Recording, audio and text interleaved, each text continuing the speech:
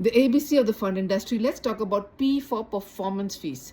Alternative investment funds charge investors something called as performance fees whenever the fund outperforms the benchmark or the high water mark. So let's drill this down.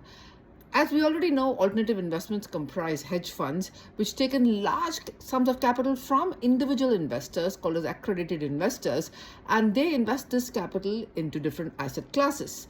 Because they are managing client wealth, they charge management fees, which is an annual mandatory charge from the general partner to the limited partners. But what happens if the fund outperforms the underlying benchmarks? I mean, that is the exact reason, right? Why investors have given capital to the partner, to the general partner, to the hedge fund to invest their capital.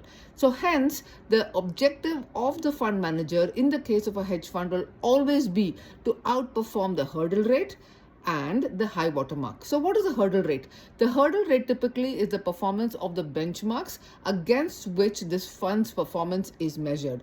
If the hurdle rate is met and the fund has been able to exceed its performance from the hurdle rate, it can charge a performance fees. What is high water mark then? High water mark is the highest point during a duration of time.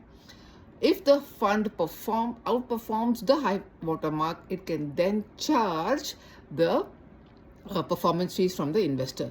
So is the performance fee a mandatory charge? No, it's not a mandatory charge. It totally depends upon the performance. Is it an annual charge? No, obviously it's not an annual charge because it again depends upon the performance of the fund manager.